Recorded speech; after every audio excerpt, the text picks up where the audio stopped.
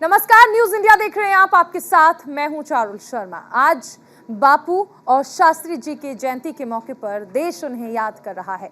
उत्तर प्रदेश के मुख्यमंत्री योगी आदित्यनाथ ने लखनऊ में बापू को नमन किया। गांधी जयंती के मौके पर लखनऊ में कई कार्यक्रम आयोजित किए गए, जिसमें सीएम योगी ने शिरकत की।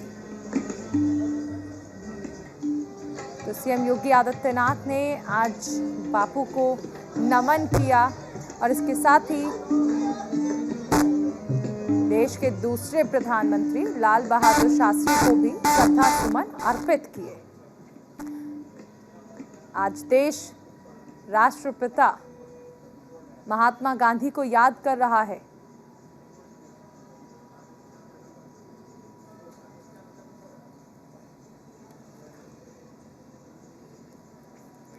तो मुख्यमंत्री योगी आदित्यनाथ ने श्रद्धा सुमन अर्पित की और इस दौरान उनके साथ डिप्टी सीएम ब्रजेश पाठक भी मौजूद रहे।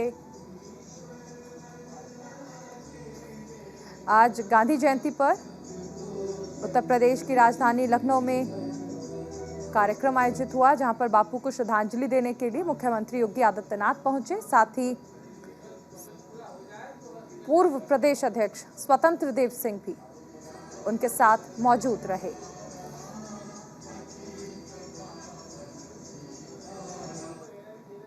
आज देश में राष्ट्रपिता महात्मा गांधी की 153वीं जयंती मनाई जा रही है। देश भर में बापू की याद में कार्यक्रमों का आयोजन किया जा रहा है। कर्नाटक में कांग्रेस सांसद राहुल गांधी ने महात्मा गांधी की जयंती पर उन्हें मैसूर में श्रद्धांजलि दी। तो आज महात्मा गांधी को याद किया जा रहा है। मैसूर में राहुल गांधी ने भी बापू को श्रद्धा सुमन अर्पित की। आज बापू की 153वीं जयंती।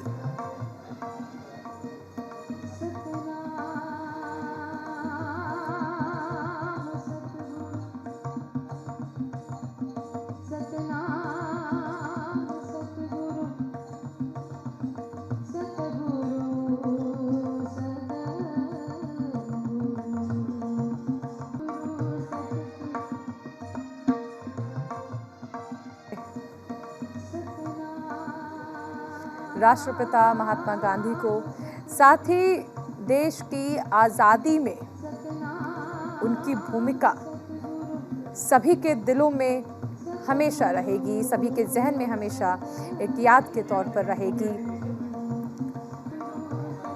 अहिंसा का पाठ पढ़ाने वाले बापू, जिनकी आज 153वीं जयंती मनाई जा रही है। वहीं प्रधानमंत्री नरेंद्र मोदी ने राजघाट जाकर राष्ट्रपिता महात्मा गांधी को उनकी 153वीं जयंती पर श्रद्धांजलि अर्पित की। इस मौके पर भजन कार्यक्रम भी रखे गए। बापू को श्रद्धांजलि देने से पहले पीएम मोदी ने ट्वीट भी किया। उन्होंने ट्वीट कर इस बार की गांधी जयंती को बेहद खास बताया। उन्होंने लोगों को गांधी जयंती का महत्व समझाया। बता दें कि गांधी जयंती हर साल 2 अक्टूबर को महात्मा गांधी की जयंती के रूप में मनाई जाती है, जिन्होंने अपना जीवन स्वतंत्रता के लिए भारत के संघर्ष को समर्पित कर दिया। इस मौके पर कांग्रेस के अंतरिम अध्यक्ष सोनिया गांधी और मल्लिकार्जुन खड़गे ने गांधी जयंती के मौके पर राजघाट जाकर महात्मा गांधी को श्रद्धांजलि अर्पित की।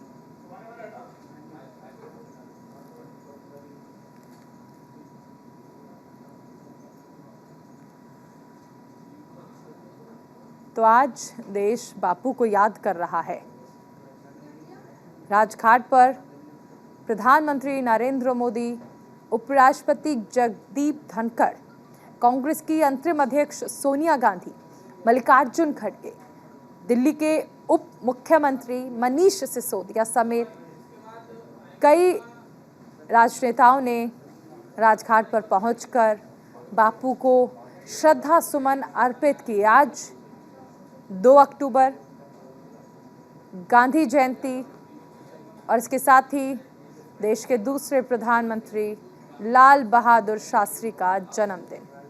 आज देश दोनों को याद कर रहा है और लाल बहादुर शास्त्री, जो अपने सरल जीवन के लिए हमेशा से एक मिसाल बने, एक पहचान बने।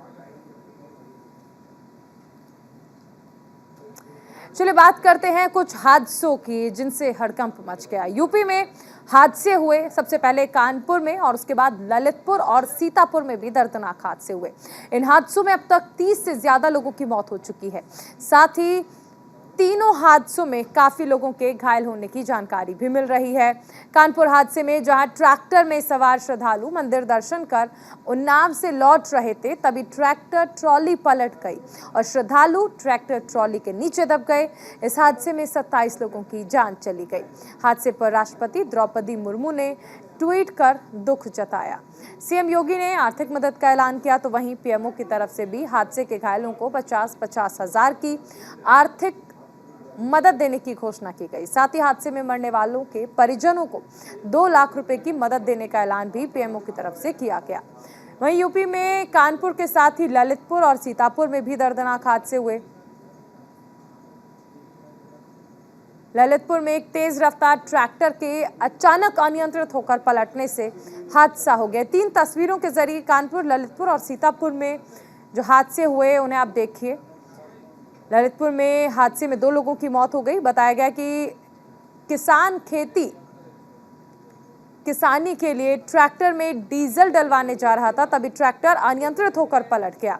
सीतापुर में ट्रैक्टर ट्रॉली और डीजल से भरे टैंकर में भिड़ंत हो गई और वाहनों में आग लग गई, जिसमें जलकर एक शख्स की मौत हो गई। 4 लोग बुरी तरह झुलस गए।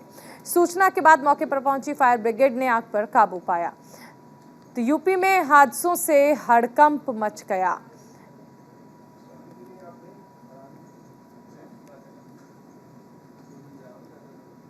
वहीं कानपुर के अहिरवा में दूसरा बड़ा हादसा हुआ। अहिरवा फ्लाईओवर पर तेज रफ्तार ट्रक ने लोडर में टक्कर मार दी। हादसा इतना भीषण था कि 5 लोगों की मौके पर ही मौत हो गई। 7 लोग इस हादसे में घायल हुए हैं। घटना के बाद मौके पर भारी पुलिस बल और एसडीआरएफ की टीम पहुंच गई। सभी घायलों को अस्पताल में भर्ती कराया गया।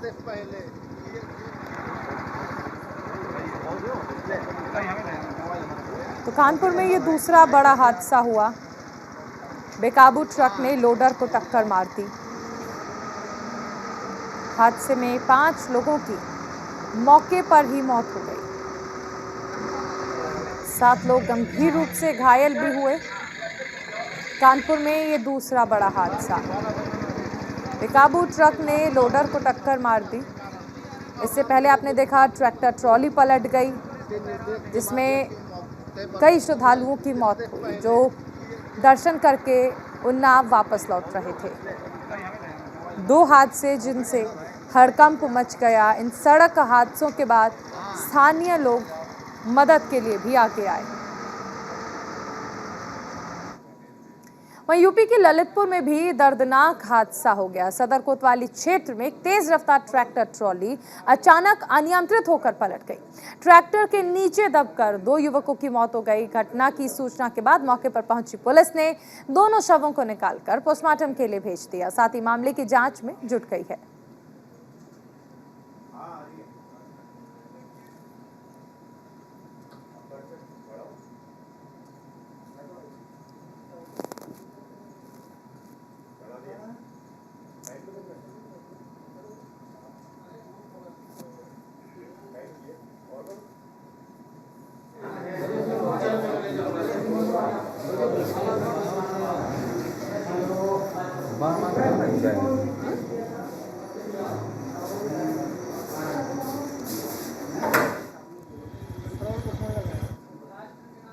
वहीं सीतापुर में देर रात ट्रैक्टर ट्रॉली और डीजल भरे टैंकर की भिड़ंत के बाद वाहनों में आग लग गई।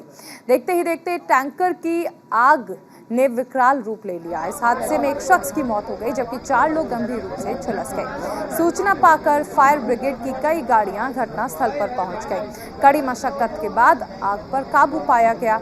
घटना रेउसा थाना इलाके के बिस्वा मार्ग पर मूरतपुर गांव के पास की है।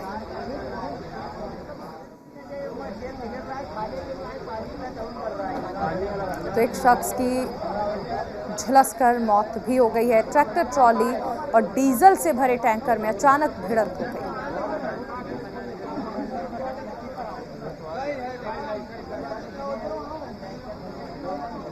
हालांकि 4 लोगों के झुलसने की खबरें भी सामने आई।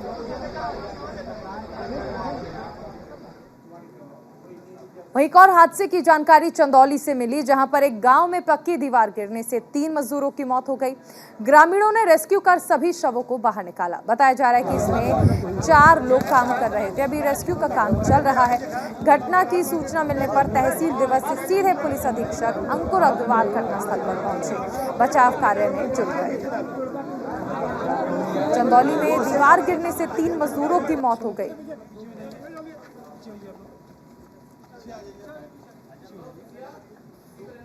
रेस्क्यू ऑपरेशन लगातार चल रहा है। चंदौली का ये पूरा मामला, दीवार गिरने से अचानक 3 मजदूरों की मौत हो गई। स्थानीय लोगों ने रेस्क्यू ऑपरेशन चलाया ताकि मलबे से शवों को बाहर निकाला जा सके। वहीं तहसील दिवस के दौरान अधिकारी वहां पर मौजूद थे, लेकिन जैसे ही हादसे की सूचना मिली, तुरंत अधिकारी मौके पर पहुंचे और हादसे की जानकारी ली। तीन थे उस फिलहाल प्रशासन और स्थानीय लोगों की मदद से शवों को बाहर निकाला गया। दीवार गिरने से 3 मजदूरों की मौत।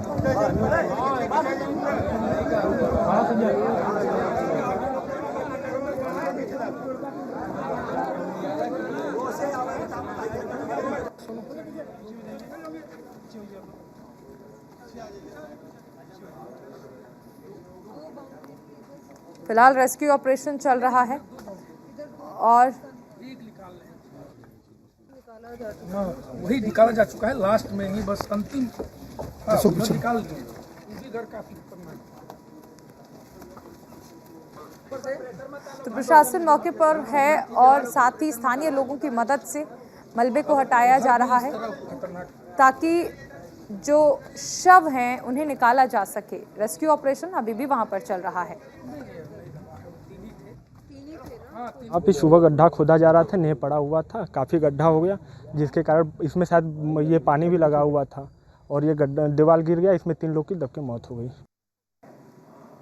उधर मुंबई में भी देर रात एक हादसा हो गया। नवी मुंबई इलाके के कॉपर खैरेन क्षेत्र में बोनकोड़े गांव में एक 4 मंजिला इमारत ढह गई। इमारत ढहने से पहले इमारत हिलने लगी, इसीलिए वहां रहने वाले लोग बाहर आ गए। मुंबई के कॉपर खैरेन में 4 मंजिला इमारत गिर गई। हादसे में हालांकि किसी के भी घायल होने की जानकारी नहीं मिली है, लेकिन अचानक 4 मंजिला इमारत गिरने से आसपास के इलाकों में हड़कंप मच गया। हालांकि कोई भी व्यक्ति घायल नहीं हुआ है।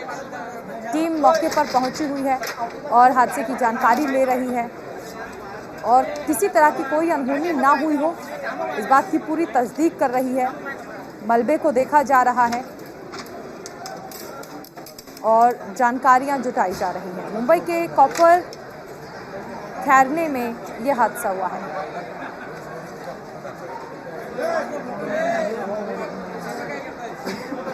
चार मंजिला इमारत अचानक भरभरा कर गिर गई। हादसे में किसी के घायल होने की जानकारी नहीं है।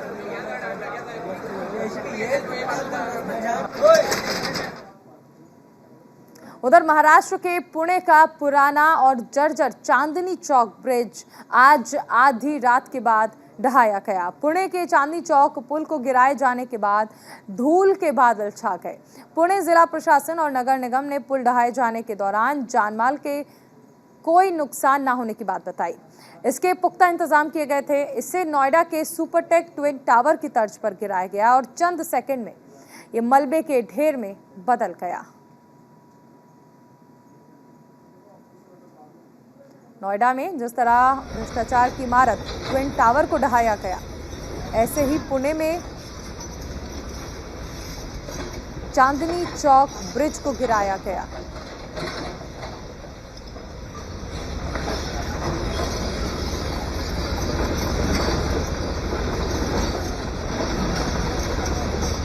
जिला प्रशासन की ओर से खास इंतजाम किए गए थे ताकि किसी तरह की कोई अनहोनी ना हो।